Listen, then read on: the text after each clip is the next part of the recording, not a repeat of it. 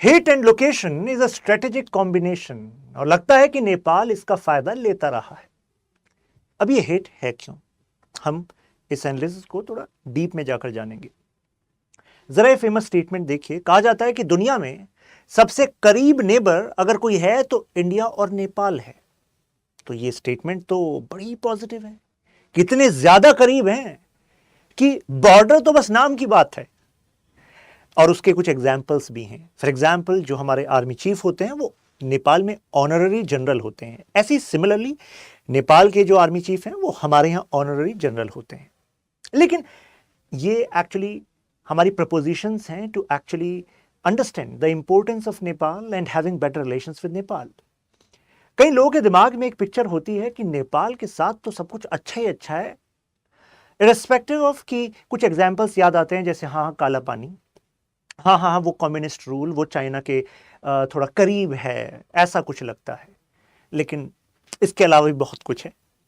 नेपाल का जो 60% economic activity है वो इंडिया से कनेक्ट करता है।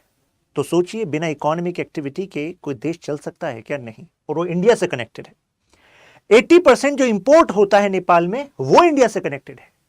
कहा जाता है कि नेपाल लैंड लॉक्ड कंट्री नहीं है, इंडिया लॉक्ड कंट्री है। और ऐसे में एक सेंटिमेंट चलता है कि इसका फायदा, नाजायज फायदा, जैसे कि नेपाली मीडिया प्रोजेक्ट करती है, वो इंडिया लेता रहा है। ग्रांट देखिए जरा कितना दिया है 2023 लेटेस्ट बजट में।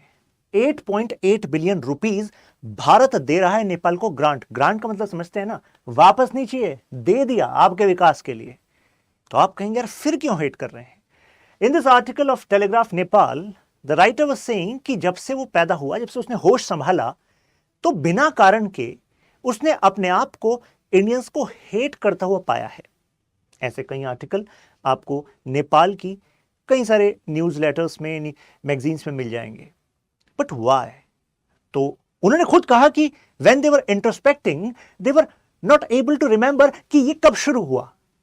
तो यानी कि सोसाइटी में कहीं ना कहीं अंडर करेंट्स की तरह एंटी इंडिया सेंटिमेंट है, जिसका इस्तेमाल वहां की कम्युनिस्ट पॉलिटिकल पार्टी करती है। जैसे केपी ओली, पुष्पदैल, ये तो केवल उस टूल का इस्तेमाल कर रहे हैं पॉलिटिक्स का, लेकिन वो सेंटिमेंट अंडरकरेंट की तरह है। I am using the word undercurrent because सतह पर काफी कुछ अच्छा है। जैसे कि अगर आपसे कहूं कि जॉइंट मिलिट्री एक्सरसाइज जो है इंडिया और नेपाल की, उसका नाम जरा कमेंट से बताइए। सूर्य किरण नाम है वैसे, राइट? गोरखा रेजिमेंट के 32,000 से ज्यादा जवान, नेपाली जवान जो हिल रीजन से बिलोंग करते हैं, वो इंडियन आर्मी में सेवाएं देते हैं। शान है गोरखा रेजिमेंट की। तो आप कहेंगे यार ये तो सब कुछ पॉजिटिव लग रहा है। अब बाकायदा पेंशन ऑफिसेज हैं हमारी आर्मी के, जो ये कैटर करती है पेंशन को, रिहेबिलिटेशन प्रोग्राम को इन नेपाल। तो ये भी बड़ा पॉजिटिव लग रहा है। 2015 में जब डिजास्टर आया, भूकंप आया, तो India was the first to actually lend the help and among the greatest help which was provided. और इसमें कोई शान की बात नहीं है, पड़ोसी है तो हेल्प तो करनी होगी। लेकिन फिर ये हेट क्यों? क्या उसके बाद हेट कम हो गई? नहीं, still hate works as undercurrent. ये जरा ये इमेज देखिए, इस तरीके की इमेज आपको नेपाली न्यूज़पेपर्स में मिल जाएगी। बेंड मोर। तो प्रोजेक्शन इज कि भारत बेंड करना चाहता रहा है नेपाल को। Nepalese hate India and how that can change कैसे हो सकता है? जैसे कई लोग कहते हैं हाँ कम्युनिस्ट पार्टी, और वो इस वजह से चाइना के ज्यादा करीब है। नहीं। अब देखिए ये एक बड़ा पेन पॉइंट है कि ये जो रीजन है, गढ़वाल और Kumaon region, this was taken from Nepal by Britishers. Initially Britishers were not recognising Nepal as a sovereign country. एक समय पर तो कर्जन जैसे अधिकारियों का मानना था कि नेपाल को एनेक्स ही कर लेते हैं ना, अपनी अंडर कर लेते हैं ब्रिटिश इंडिया के अंडर। हेटेड की शुरुआत होती है 1814-1816 एंग्लो नेपाल वॉर, जिसके बाद ये टेरिटरीज नेपाल खो देता है। अब नेपाल के अंदर ये हिस्ट्री, मैं कह रहा हूं ना कि वो जो कह रहे हैं ना कि वो सेंटिमेंट अंदर चल रहा है, उसका एक बड़ा कारण है इतिहास। क्योंकि जनरेशन टू जनरेशन कुछ चीजें घरों में कम्युनिकेट की जाती हैं। उनमें से कुछ चीजें ये हैं कि नेपाल तो एक बहुत बड़ा भाग होता था। जैसे पृथ्वीराज शाह का कहना था कि यह असल हिंदुस्तान है। उनका कहना था कि जो मुगल है वो मुगल पार्ट हो गया, असल हिंदुस्तान तो नेपाल है। ऐसे में वो कई सारे जो प्रिंसली स्टेट्स थे उनके पास गए थे जब ये वॉर चल रहा था कि हमें सपोर्ट कर दो। One of them was Maharaja Ranjit Singh, but due support was not given to Nepal and this treaty of Sagauli was signed and Nepal lost its territories.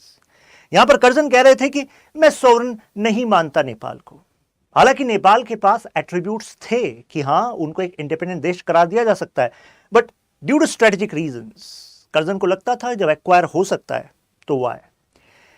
अब यहां पर एक मोनार्की होती है और दूसरा एक एरिस्टोक्रेटिक क्लास होती है नेपाल में जो थी, जैसे कि राणाज एंड मोनार्क। तो Ranas were like the de facto rulers, राज वही कर रहे थे।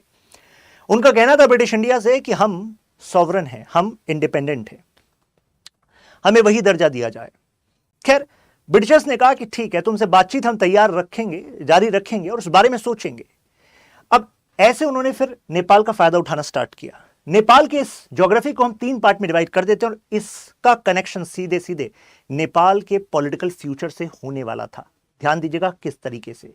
ये रीजन जो आप देख रहे हैं तेराई रीजन है, प्लेन्स है, यहां पर डेंस फॉरेस्ट है। डेंस फॉरेस्ट मतलब टिम्बर, लकड़ी, जिसकी जरूरत थी ब्रिटिशर्स को रेलवेज को बनाने के लिए।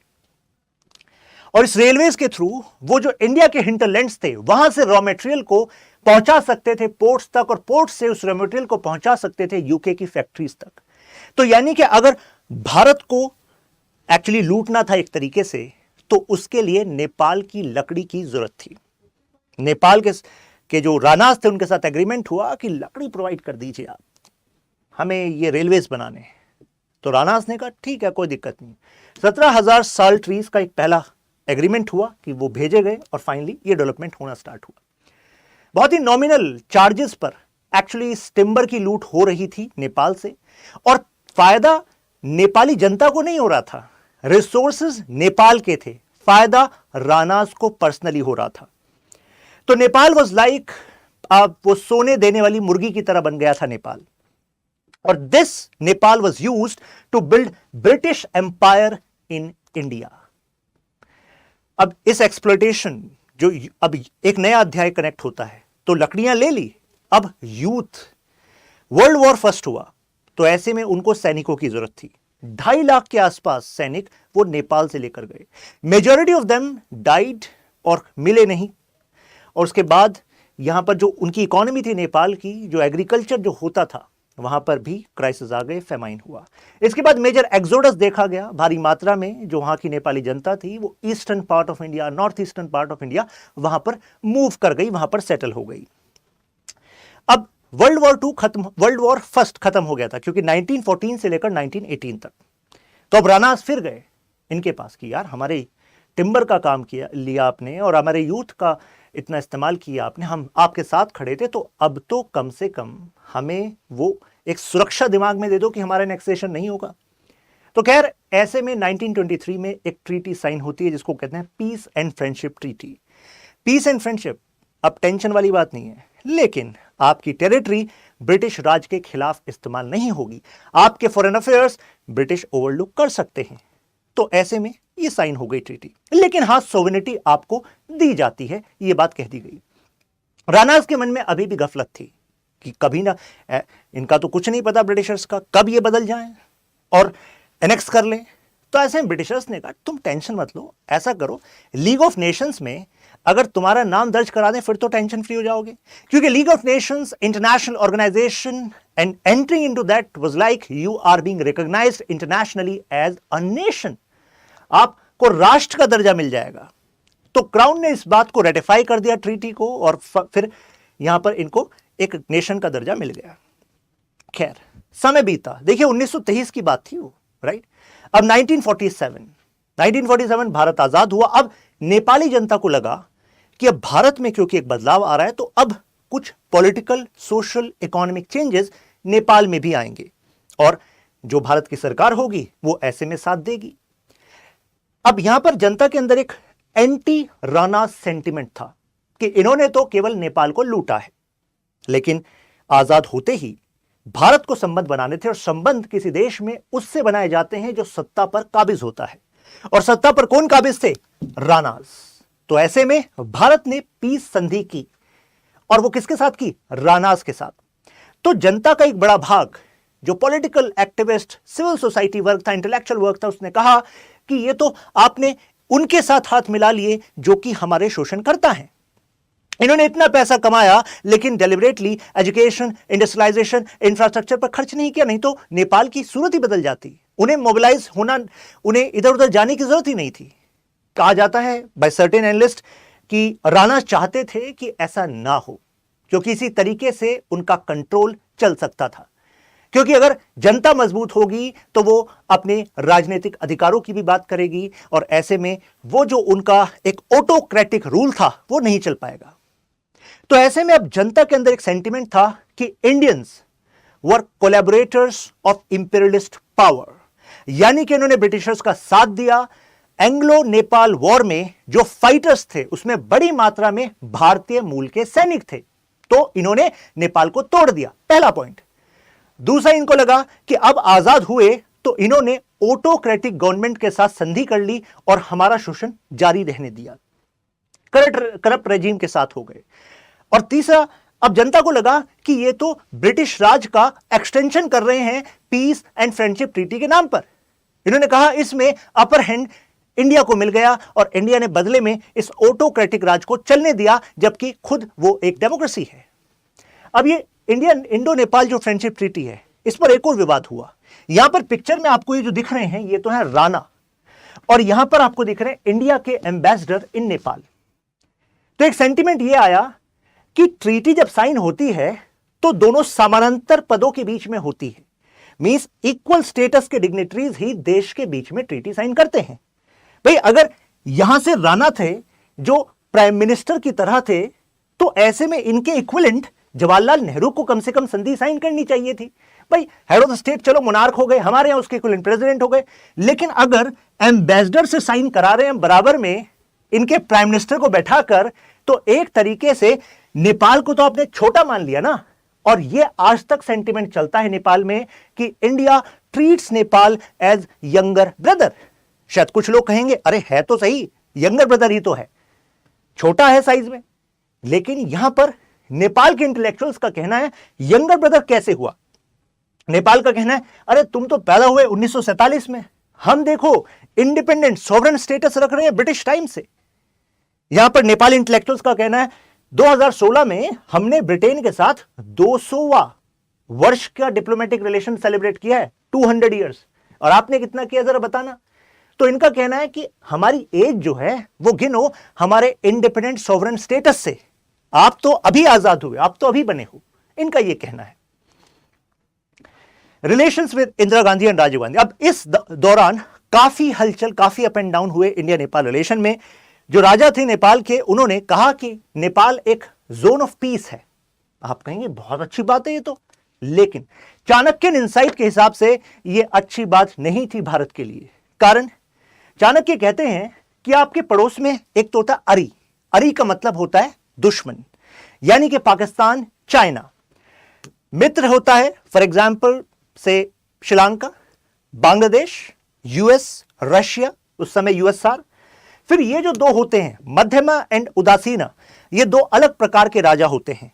मध्यमा होता है जो दुश्मनों के बीच में है, लेकिन ये अपनी एक क्रेडिबिलिटी रखता है कि ये दोनों दुश्मनों के बीच में कुछ संधि भी करा सकता है, एक रोल अदा कर सकता है, ये एक्टिव होता है, एक्टिव। एक होता उदासीना, उदासीना दोनों देश जो दुश्मन है उनके बीच में है, और ये न्यूट्रल है, ये पैसिव है, यानी कि न्यूट्रल है। अब जो मंडल सिद्धांत है, जो कि आज भी जियोपॉलिटिक्स का रिलेवेंट है, वो कहता है कि कभी भी उदासीना को, यानी कि जो न्यूट्रल बन रहा है, समझ लो तुम्हारे लिए खतरा है। तो नेपाल और इंडिया की जो पीस ट्रीटी है उसके हिसाब से नेपाल की टेरिटरी भारत के खिलाफ नहीं यूज की जाएगी। लेकिन अगर वो कह दे कि नहीं जी मेरे लिए तो सब बराबर है, चाइना ही बराबर है और इंडिया बराबर है, तो बराबर का मतलब है कि अब चाइना आपके जो एरिया है उसका इस्तेमाल कर सकता है भारत के खिलाफ।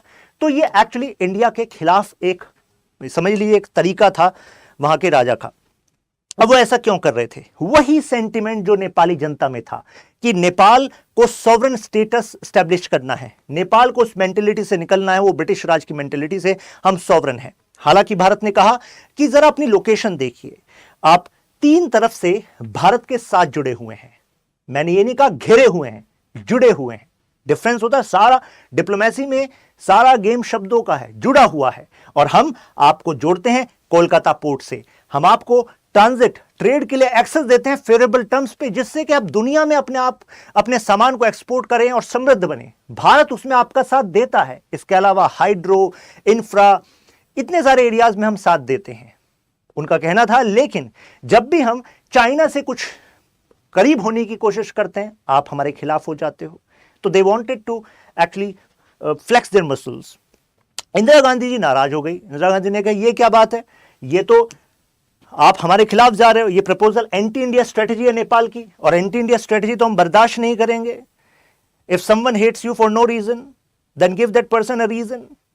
तो ऐसे में इन्होंने रीजन दे दिया, और वो रीजन था ब्लॉकेड। अब ब्लॉकेड फॉर्मली हुआ नहीं था तब तक। ऐसे में फिर इमरजेंसी लग गई, फिर उसके बाद इनकी सरकार चली गई, फिर मोरारजी देसाई की सरकार आई। मोरारजी देसाई ने इंडिया और नेपाल के बीच में संबंधों को बेहतर किया। नेपाल कह रहा था कि अब दोबारा से ट्रीटी को साइन करो, आपको ज्यादा फायदा हो रहा है। तो एक trade and transit treaty Morarji Desai के दौरान साइन की गई। उसके बाद दोबारा इंदिरा गांधी जी आ गई। इंदिरा गांधी जी ने कहा कि नेपाल, आप बहुत ज्यादा नेगोशिएट कर रहे हैं, बहुत ज्यादा you are flexing your muscles which is against India's interest. और जो इंदिरा गांधी जी कर रही थी, तो इंटरनेशनल रिलेशंस के स्कॉलर सी राजामोहन कहते हैं कि इंडिया को स्ट्रॉन्ग स्टांस नेपाल के साथ रखना जरूरी है, क्योंकि रियल पॉलिटिक्स में यही काम करता है। कई बार अगर आप शांत हैं और दूसरा एंटी इंडिया सेंटिमेंट का इस्तेमाल कर रहा है, कोशिश कर रहा है कि मैं यहां से भी ज्यादा से ज्यादा बेनिफिट ले लूं और वहां से भी ज्यादा ज्यादा बेनिफिट ले लूं, क्योंकि मैंने क्लास के स्टार्ट में आपको कहा था कि hate and strategic location is a wonderful combination for Nepal. इसका वो इस्तेमाल कर रहा है। क्योंकि अगर आप बहुत शांत हैं, आप कह रहे हैं अरे सब कुछ अच्छा है, कोई दिक्कत ही नहीं है, तो मुझे बताइए क्या ऐसे में आप इंडिया से ज्यादा बेनिफिट ले पाएंगे? नहीं। जब नाराज होंगे तभी तो कोई मनाने की कोशिश करेगा। तो ये एक स्ट्रेटेजी है जिसका नेपाल इस्तेमाल कर रहा था। इंदिरा गांधी ने कहा अभी बताते हैं आपको। खैर, फिर इंदिरा गांधी जी का असैसिनेशन हुआ, राजीव गांधी जी आए। राजीव गांधी जी के समय पर भी स्ट्रॉन्ग स्ट्रेटेजी का इस्तेमाल किया गया। खैर, जो वो एम्बार्गो थे, जो अब वहां पर ब्लॉकेड लगा था, क्योंकि हमने एंटी इंडिया स्ट्रेटजी नेपाल को इस्तेमाल करते हुए देखा, हमने देखा कि फ्यूचर में इसका ज्यादा नकारात्मक प्रभाव हो सकता है। जो ब्लॉकेड था उसका नेगेटिव इफेक्ट अब नेपाल पर पड़ना ही था। मैंने इस क्लास के स्टार्टिंग में ही बताया था कि कितना ट्रेड और इंपोर्ट पर डिपेंडेंस है नेपाल का। तो 9.7% का जो जीडीपी था उनका, वो 1.5% क्रैश हो गया जीडीपी ग्रोथ रेट। तो इससे नेपाल में एक क्राइसिस जैसी स्थिति हो गई। ये एक तरह से सिग्नल था नेपाल को बताने के लिए कि देखो, लॉजिकली भी आपको भारत के साथ रहना चाहिए, राइट? तो स्ट्रॉन्ग आर्मिंग नहीं करनी चाहिए, right? That was the reason. तो अब फाइनली नेपाल पुअर देशों में शुमार था ही, तो India seems like a hope. अब देखिए यहां पर अब उस फास्ट फॉरवर्ड करते हैं, क्योंकि इसके बाद 1990s में तो डिफरेंट जैसे वीपी सिंह जी आए तो उन्होंने कहा कि चलो अब रिश्तों को बेहतर करते हैं, तो वो अप एंड डाउन चलता रहा। खैर, अब हम बात करते हैं पीएम मोदी की। 2015 में पीएम मोदी जी जाते हैं बीजिंग में, और बीजिंग में वो कहते हैं कि China let's open 3 locations for further movement. और वो लोकेशन जरा देखिएगा कौन कौन सी हैं। नाथुला सिक्किम में, तो नेपाल को क्या मतलब भाई, खोलो, कोई दिक्कत नहीं। यहां पर लीपू लेक उत्तराखंड में। अब जैसे ही ज्वाइंट स्टेटमेंट में नेपाल ने पढ़ा, अरे ये क्या बात है, लीपू लेक इन उत्तराखंड को वो कह रहे हैं कि चाइना और इंडिया के बीच का मामला है। ये नहीं है बीच का मामला, वो कह रहे हैं लेपू लेक तो हमारा है। आते हैं उस पर। शिपकिला हिमाचल प्रदेश, तो इन दोनों से कोई प्रॉब्लम नहीं थी, नेपाल को इससे प्रॉब्लम हो गई। नेपाल ने कहा चाइना और इंडिया, मैं दोनों को ये मैसेज देता हूं कि अपनी ज्वाइंट स्टेटमेंट वापस लो। इंडिया और चाइना देख रहे हैं, मतलब स्टेटमेंट वापस ले, मतलब। तो खैर, इनका मुद्दा ये था कि ये जो एरिया है, देखिए ये इंडिया का पार्ट है। अब इसमें कंफ्यूजन क्या है, ये कहते हैं कि जो काली रिवर है उसका जो ओरिजिन है, उस बेसिस से ये एरिया नेपाल क्लेम करता है। इंडिया कहता है ऐसा नहीं है, एक्चुअली ये एरिया इंडिया का है। तो एक्चुअली ये एरिया इंडिया का है, बट ये क्योंकि ऐसा नहीं कि हमेशा से नेपाल क्लेम करता रहा है। कहा जाता है कि जब नेपाल उसको पुश मिलता है चाइना की तरफ से, तब नेपाल इस तरह के नैरेटिव्स का इस्तेमाल करने लग जाता है। अब रिसेंट कुछ इश्यूज के बारे में बात करते हैं, जैसे कि मधेशी कॉन्फ्लिक्ट। मधेशी या तराई रीजन, यहां पर जो अमूमन जनता है उसके close family and trade ties हैं बिहार एंड ईस्टर्न यूपी वाली जनता से। तो इनका जो बोलचाल है, खान पीन है, वो ऐसा नहीं है कि मदर टंग कोर नेपाली है, राइट। तो यानी कि these are ethnically different from Pahari people, right. तो यहां पर गुड रिलेशंस इंडिया के साथ दिखते हैं। अब ये विरोध कर रहे थे कि जो आपने कॉन्स्टिट्यूशन लाया, उस कॉन्स्टिट्यूशन में मधेशीज को आपने साइडलाइन कर दिया। अब इसको लेकर प्रोटेस्ट होने लगे। जब प्रोटेस्ट होने लगे, अब उसी एरिया से तो हमारे ट्रक्स जाने थे, तो भारत सरकार ने कहा भाई ट्रक्स को दिक्कत हो सकती है, तो ट्रक्स को रोक लेते हैं। इसको कहा गया ब्लॉकेड। भारत सरकार ने कहा कि देखो ट्रक्स की सुरक्षा, सामान की सुरक्षा, व्यापारियों का जो सामान जाएगा उसकी सुरक्षा को नजर देते हुए हम जो है यहां पर ब्लॉक कर रहे हैं। नेपाली जनता ने कहा, या नेपाली सरकार ने कहा, नहीं नहीं ये आपकी चाल है, क्योंकि जो ओली गवर्नमेंट है वो प्रो चाइना हो रही है, तो आप अब फिर दोबारा से नेपाल को एक लेसन दिखाना चाहते हो, इस वजह से आपने ऐसा किया। खैर, इससे जो है इन्फ्लेशन बढ़ गया, और ये वो समय था जब उससे पहले जो है वो क्राइसिस जो था, डिजास्टर वो हुआ ही था। तो फिर एंटी इंडिया सेंटीमेंट और ज्यादा स्पाइरल होने लगे जनता के अंदर। बॉर्डर इश्यूज, 1800 किलोमीटर के आसपास का हमारा बॉर्डर है, राइट। लेकिन ऐसा नहीं है कि दोनों तरफ से पूरी तरह मतलब कोई you can say barbed wires हैं और सिक्योरिटी कैमरास हैं और फोर्सेस हैं। तो यानी कि यहां पर पोरस बॉर्डर्स है। कई बार ये आरोप लगाती है नेपाल की मीडिया कि जो जनता वहां से आती जाती है नेपाल की, भारत में आई फिर वापस गई, तो कई बार they are being exploited by the border guards. तो ये आरोप है। तो इससे जो है जो आसपास के विलेजेस हैं उसमें एंटी इंडिया सेंटीमेंट है कि एक्सप्लॉइटर्स हैं। बुद्धाज बर्थ प्लेस, इस पर रिसेंटली बड़ा क्राइसिस हो गया था। हुआ क्या था, जैसे इंडिया कहता है कि India is a land which gave Buddha's message to the world. ये स्टेटमेंट एक्चुअली हमारे प्रधानमंत्री मोदी जी ने यूएन में इस्तेमाल करी। अब उन्होंने कहा ये आपने कैसे इस्तेमाल कर दी कि इंडिया कैसे बुद्धा का मैसेज दे सकता है, बुद्धा तो लुम्बिनी में पैदा हुए थे, वो तो यहां के थे। हालांकि हमें पता है कि देखो जन्म, ज्ञान और निर्वाण, अब इन 3 प्लेसेस में से 2 प्लेसेस इंडिया में है, राइट।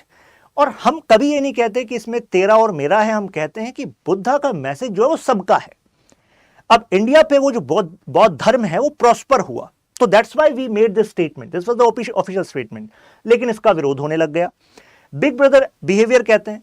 नेपाल की मीडिया कहती है कि इंडिया साउथ एशिया में अपने आप को बिग ब्रदर समझता है, रीजनल हेजेमॉन समझता है, और इस वजह से दूसरों को सप्रेस करने की कोशिश करता है।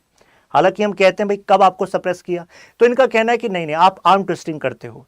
इनका कहना है कि जैसे कि रिवर एग्रीमेंट्स को लें तो आपने अपने फेवर में, गंडक, कोसी, ये रिवर एग्रीमेंट्स आपने अपने फेवर में इसलिए ले लिया क्योंकि आपका अपर हैंड है इन रिवर पर, और आपका अपर हैंड है in terms of grants which you provide. तो कुल मिलाकर हम कह सकते हैं कि 4 बड़े रीजंस अभी हमें दिख रहे हैं। एक तो ब्लॉकेड्स, बॉर्डर, बुद्धाज बर्थ प्लेस और बिग ब्रदर एटीट्यूड। ये बिग ब्रदर एटीट्यूड बहुत बड़ा रीजन होता है। तो मुझे लगता है अभी तो क्लैरिटी होगी। अब फ्यूचर क्या है? फ्यूचर ये है, देखिए इंडिया और नेपाल का फ्यूचर और प्रेजेंट दोनों कनेक्टेड है। We have to resolve these issues. Nepal अगर चाइना का इस्तेमाल करने की कोशिश करेगा तो नेपाल के खुद पॉलिटिशियंस को पता है कि China is the expansionist power, India is not an expansionist power. India ने कभी अपनी टेरिटरी को एक्सपेंड करके किसी एरिया को एक्वायर नहीं किया, चाइना करता है, राइट। तो अगर वो ऐसा कर रहे हैं तो फ्यूचर में खुद नेपाल को, अभी अगर फेवरेबल टर्म्स वो कुछ पैसा ले ले, लेकिन आगे दिक्कत हो सकती है। खैर, discuss the challenges in India Nepal relations, तो मुझे लगता है जब 4 B's आपको बता दिए, बैकग्राउंड आपको बता दिया, ट्रीटी ऑफ सगोली बता दिया, तो अब तो आपके लिए केक वॉक है।